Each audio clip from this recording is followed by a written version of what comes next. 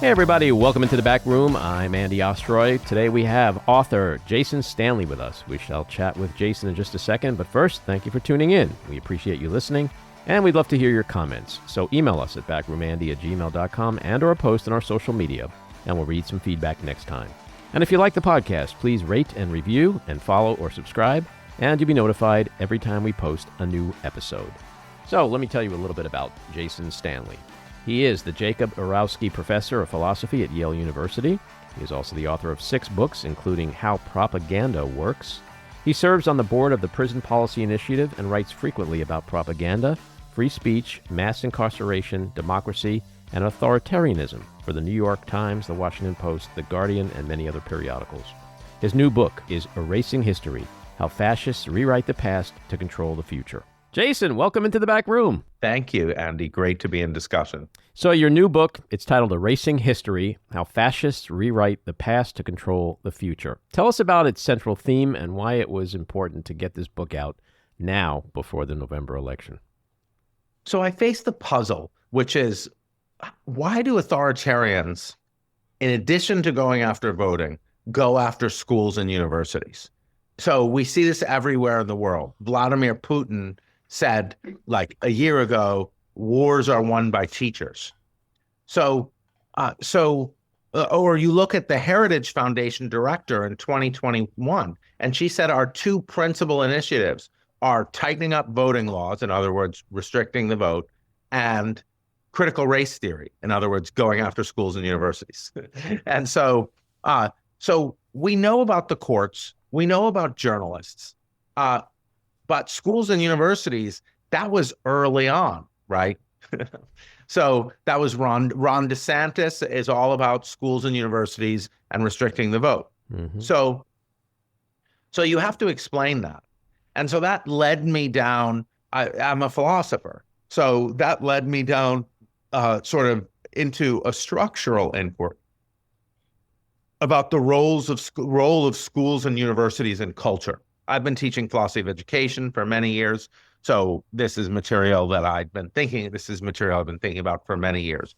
The book came together as a series in my course in Ukraine in Kyiv for the Kyiv School of Economics in August 2023. I taught 8 2-hour classes for 8 straight days to like 300 Ukrainians about colonialism and fascism.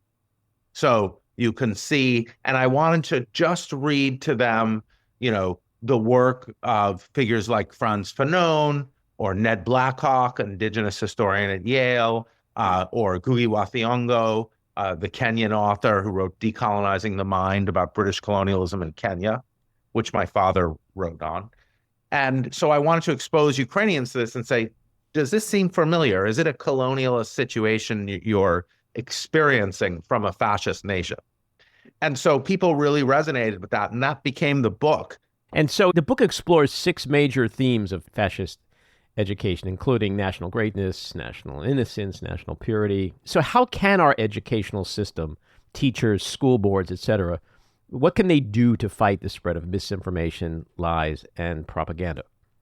Right. So we know, those of us who are our age, and I assume we're roughly the same age. 30s. We remember 30s. Oh, 30. No, I turned 40 last week. So we remember books like Lies Our Teachers Told Us. Mm-hmm. And we remember Howard Zinn's sort of rethinking of history. And interestingly, and totally predictably, Howard Zinn's People's History of the United States is regularly banned in school districts. and Trump called it toxic propaganda, Howard Zinn, the work of Howard Zinn. So it's not like this is new. But what I'm trying to do is show how it makes fascism more easily acceptable by a population. If you teach that your nation is, take a random example, the greatest nation in history, descends from Greece and Rome, is the descender of from Greece and Rome, and its whiteness, white people all the way back. I'm talking about the Nazis, of course. That's what they did. Mm-hmm. So you set yourself up for all of the fascist propaganda. So school systems that eliminate Black perspectives, the perspectives of indigenous people, the perspectives of women. I mean, when you and I went to high school, what was that, like 2010? Yeah, to 2004. Give or take a year. Right. So there were no women in the histories we read. Like, what was that about? That's 50% of the world. Mm-hmm. Like, I didn't encounter anyone. Maybe they stuck one in, I don't remember. So that kind of, if you do that, if you grow up in an education system that has no women's voices, then people are going to be like, oh, this women's voices thing is a threat to greatness. Mm-hmm. So teachers can, so there's Imani Perry and Jarvis Givens have collected and digitized the Black Teacher Archive. This is something I talk about in the book, in the last chapter. And there you can see a record of resistance. They've assembled a record of resistance. So there was a syllabus of Black history, the history of slave rebellions, the history of Nat Turner, mm-hmm. and it was not allowed to be taught, but Black teachers in the South taught it anyway. Now, the problem now is they have cameras in classrooms. They're putting cameras in classrooms. Mm-hmm. And the schools were segregated, so there was much less worry of your Black students turning you in. Now they're encouraging, encouraging students to turn their teachers in.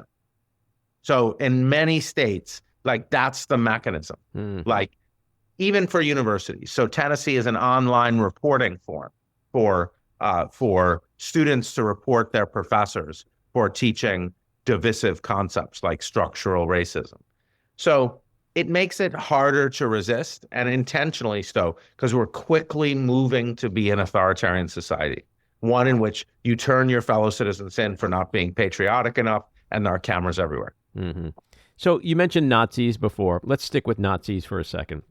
Many people, myself included, have warned for years of the striking parallels between America in the age of Donald Trump and Trumpism to that of 1930s Germany. Because if you look at the violence, the brutality, and ultimately the genocide, that didn't occur overnight. It was a slow build, right? It was an erosion of a once thriving democracy.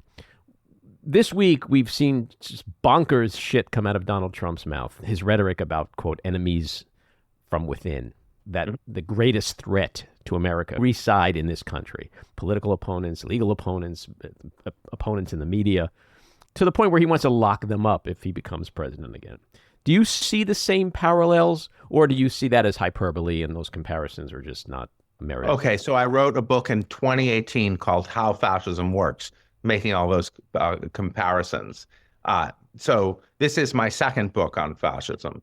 How Fascism Works was Trump is a major example, as are the figures in this book, Putin, Modi in India, Erdogan. So both of these books make the parallels. Mm-hmm. So How Fascism Works was entirely devoted to that argument.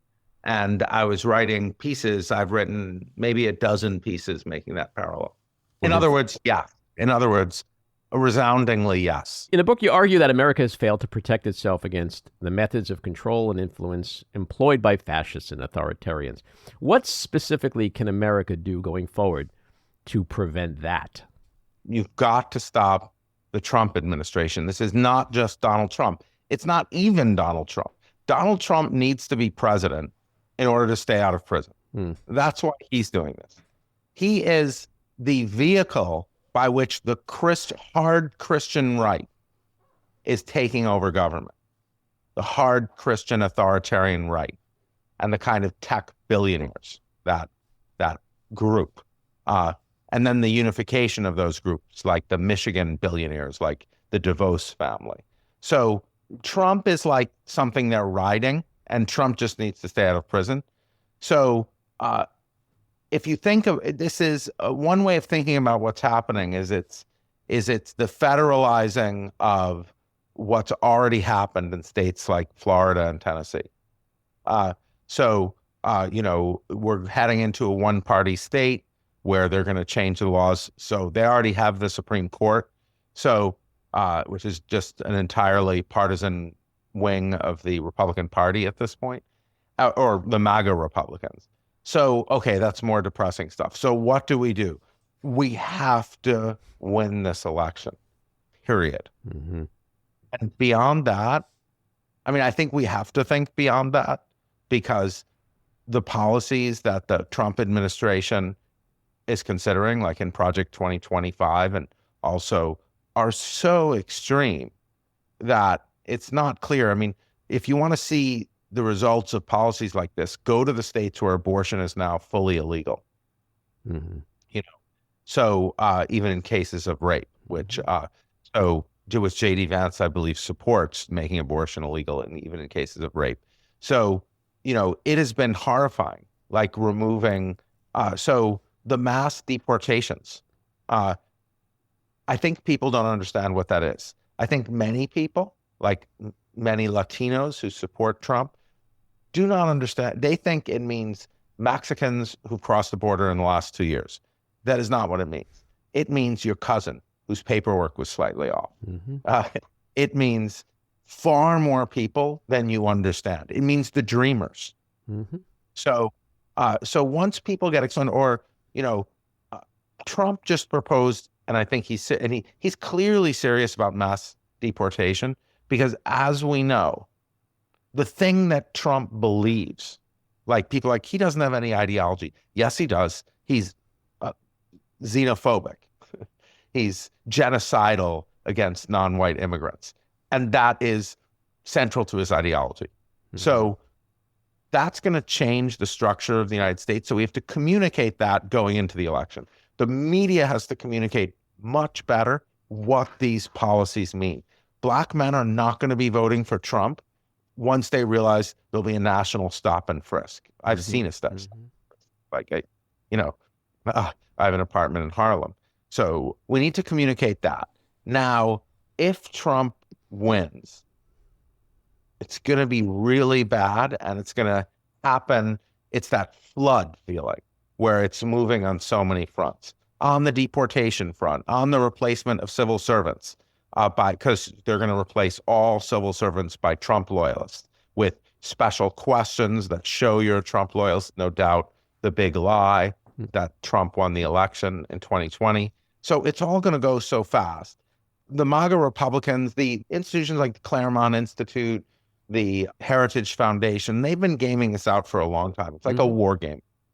And there's no comparable war game or strategy on the other side. Mm-hmm. So you got to start with the strategy. Yeah. Well, I mean, if you believe the polls, we may not win, right? I think what will happen, I mean, I think it's highly likely Trump will win, mm-hmm. but I think there's such a significant chance that Harris will win. Like, maybe it's 60-40 or something like mm-hmm. that. I don't know. We're all guessing. None mm-hmm. of us know. But we should know by this point. And we know, I mean, what fascists do is they do this extortion.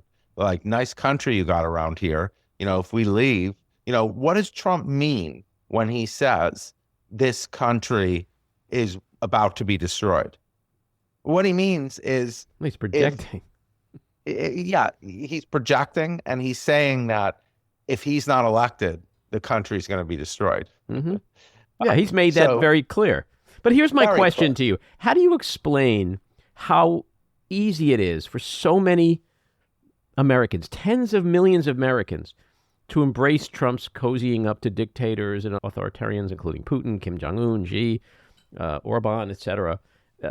These strong men, they represent the antithesis of everything American democracy stands for. Everything supposedly his base, who claim to be patriotic, a lot of them are veterans, current military people, cops.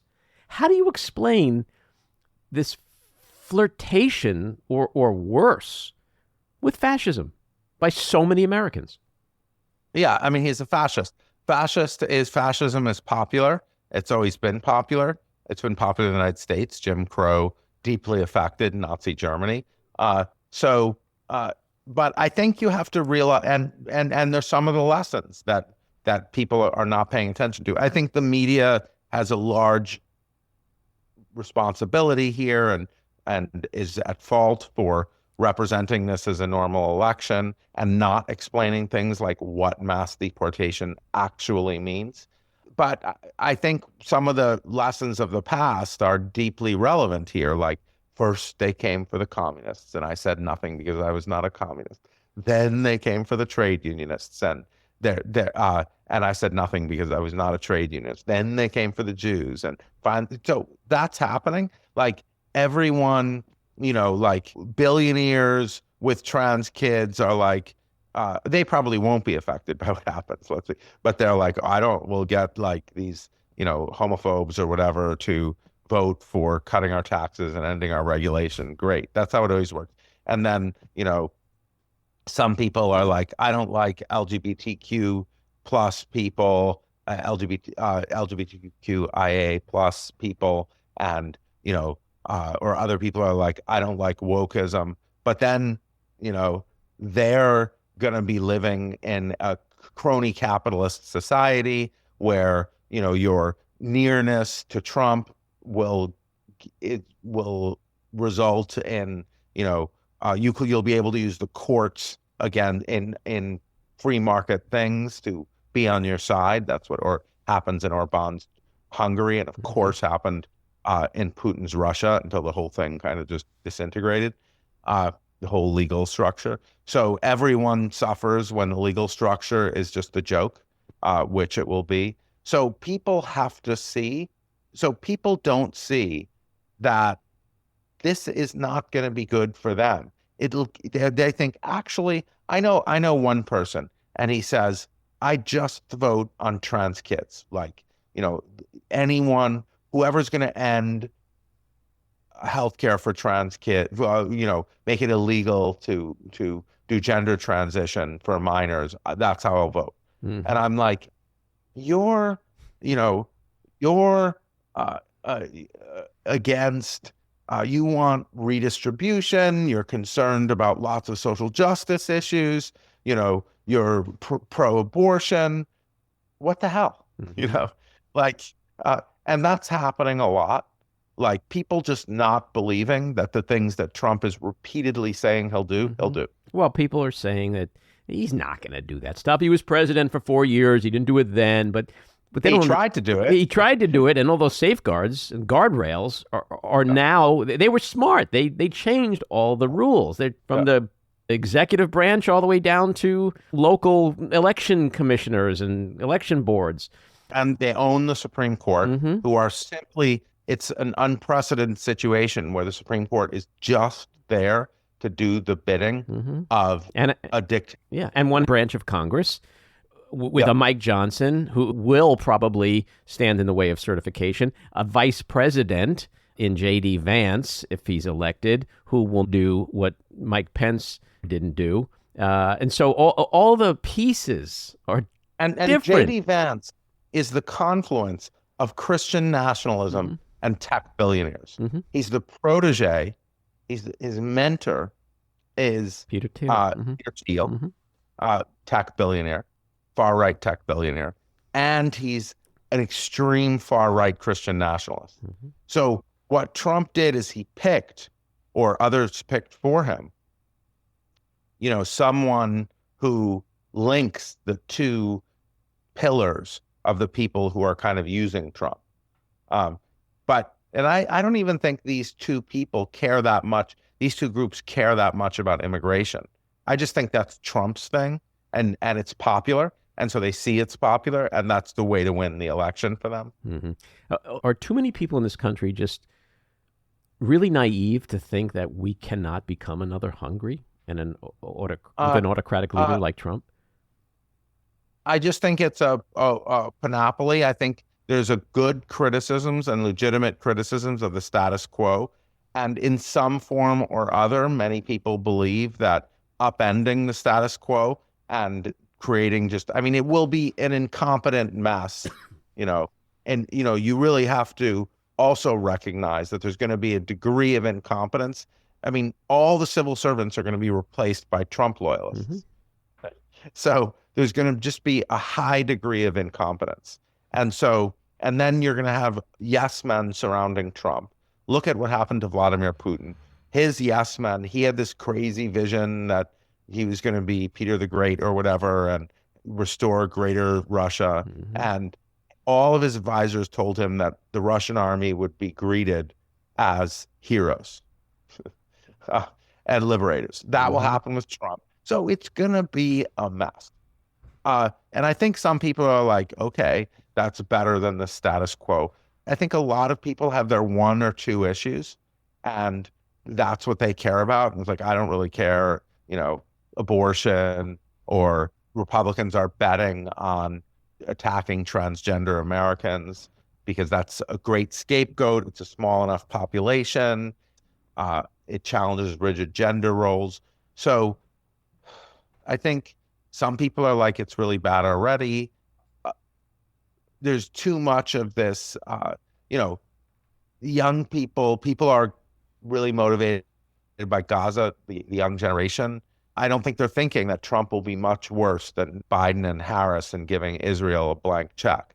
So, but I think there are all these factors coalescing. And then there's a group of hardcore Trump supporters who will always be hardcore Trump supporters, and there is nothing you can do. Yeah, those people, I don't spend too much of my mental energy on, because when someone thinks Joe Biden is in Gitmo and John F. Kennedy Jr. is the real president, there's no talking to them. But I do hope that the surgeon in New Jersey who just wants lower taxes and doesn't really pay attention to politics, I hope on November 5th that guy or that woman. Surgeon in New Jersey, his life is about to be completely upended, of course, by the program for health insurance in Project 2025. That is going to turn all health insurance, privatize all of Medicare, and hand it to the most rapacious insurers who precisely don't insure the cases in which the patient is in severe trauma and is going to be really expensive. Yeah, well, so surgeons are not paying attention to what's and that's what I meant before about each group, and the media is not reporting these things. The media is not saying this will be a nightmare for physicians. Sure, but also that surgeon may have a lesbian sister or have a cousin who married a black man or a Mexican. The fabric of our country today is so diverse that every family is affected by interracial marriage. Every family has someone who's part of the LGBTQ plus community. So these are the things I think you're talking about that I think, and that's what I'm saying. I'm hoping those people who are leaning Trump say, you know what, I can't do it. Can't do it on November 5th. I hope too, but I don't think it's always been the case that people have LGBTQ plus family members and still have voted for candidates who are anti-L. It's, there are lots of LGBTQ politicians who vote against LGBTQ freedoms. Right. So I think it's a more effective strategy to make people aware that they're acting in a blatantly contradictory way, that surgeons are not going to be helped here. Business people are not going to be helped here. It's just going to be the same. Can I swear on this show? Fuck yeah. Okay. It's going to be the same fuckery for everybody, And so, everyone is like, okay, yeah, I've got LGBTQ plus family members, but that's not going to, like my Orthodox Jewish relatives know they have a leftist, burning, they have me as I don't agree with many of their positions, but it doesn't affect their positions. No, look, I'm a Jew too. When I hear Trump say things like, if I lose, it's the Jews' fault. It's like, okay, Adolf. Like, I mean, how do Jews not see and hear that? So I have an Orthodox Jewish family friend, when I'm over at my Orthodox Jewish family's houses. And he was like, well, I'm not against legal immigration. And I'm like, oh, so you think the United States should have turned away the countless Jewish people fleeing the Holocaust who then were sent back and killed? So you're for mass murder of the Jewish people. So you're trying to be logical with him. That works with Orthodox Jews because they spend a lot of time being logical. So in study. So you write in the book, you share your family's personal history in Nazi Germany. How does that experience shape your writing? Well, I think that my father's career shapes my writing, and his thoughts and writing really, he was a sociologist of education, wrote his dissertation on the British colonialism in Kenya. It's specifically on its effect on the education system. So, I use my father's work in the book, and also there's a family element because my children are Kikuyu as well as Jewish. I mean, they're having bar mitzvahs. My 13-year-old just did a bar mitzvah, but they're Mazel one tov. quarter Kikuyu. Thank you. So they're one quarter Kikuyu, and my father studied. So that interest in the different forms of oppression, and it's not that you can divide people into oppressors and oppressed, because oppressed can easily become oppressors. Salient example of that now. So that theoretical structure of thinking about how that happened, that has been what I've ended up spending my life on. And my father spent his life on that too. Mm-hmm. Jason, this was a really interesting conversation, insightful on many levels. Fingers crossed for November 5th. Good luck with the book. Again, it's Erasing History, How Fascists Rewrite the Past to Control the Future. Thanks for coming on. Thank you so much, Andy. Take care. This episode of The Back Room was edited and produced by me, Andy Ostroy. It was co-edited and co-produced by Matty Rosenberg and co-produced by Jen Hammoud. Our theme song was composed by Andrew Hollander, and our logo was designed by Cricket Lengyel. And special thanks to Patricia Wind. Please take a moment to rate and review the podcast, and also follow or subscribe. Until next time, keep your eyes on Washington, Hollywood, and your own backyards, and have a great week.